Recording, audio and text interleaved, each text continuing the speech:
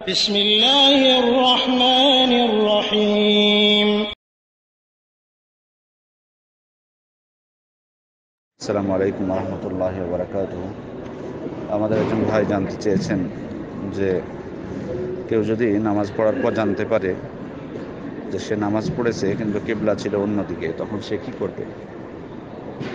উত্তরে বলবো আমরা যে এক্ষেত্রে কয়েকটি অবস্থা হতে পারে। অনেক সময় কিবলা বুঝতে পারা যায় না যে কিবলা কোন দিকে। সফরে থাকার কারণে অনেক সময় হয়তো আকাশ মেঘলা বা অন্য যে আলামত দ্বারা বা যে চিহ্ন দ্বারা কিবলা নির্ণয় করা যায় সেগুলো তার সাথে নাই, বা তিনি সেগুলো দ্বারা কিবলা নির্ণয় করতে পারছেন না।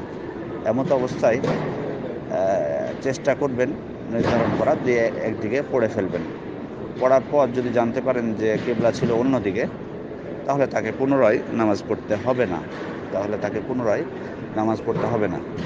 কিন্তু যদি এমন হয় যে মানে প্রশ্ন করার অবকাশ ছিল, এমন এক জায়গায় তিনি আছেন যে অন্যদেরকে প্রশ্ন করতে পারবেন যে কিবলা কোন দিকে, অথবা যে একটু চেষ্টা করলে জানতে পারবেন যে কিবলা কোন দিকে, তারপরেও যদি উনি প্রশ্ন না করে থাকেন, অর্থাৎ এক্ষেত্রে অবহেলা করে থাকেন বা তার কোনো ত্রুটি থাকে, তাহলে এবং তিনি যদি নামাজ পড়ার পর জানতে পারেন যে কিবলার দিকে তিনি পড়েননি, তাহলে তাকে পুনরায় নামাজ পড়তে হবে।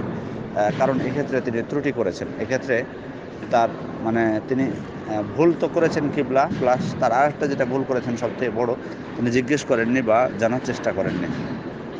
এমনইভাবে কেউ যদি জানেন আগে থেকে যে কিবলা কোন দিকে, তারপরেও ভুলে অন্যদিকে দাঁড়িয়ে গেলেন, নামাজ পড়ার পর খেয়াল হলো যে আমি তো কিবলার দিকে দাঁড়াইনি, তবুও তাকে পুনরায় নামাজ পড়তে হবে।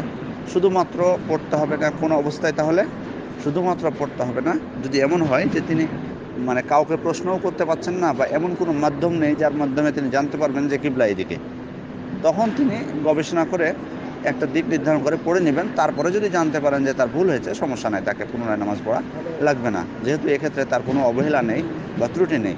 সেজন্য আশা করি বিষয়টি ক্লিয়ার হয়েছে। আসসালামু আলাইকুম রহমতুল্লাহি ওয়া বারাকাতুহু।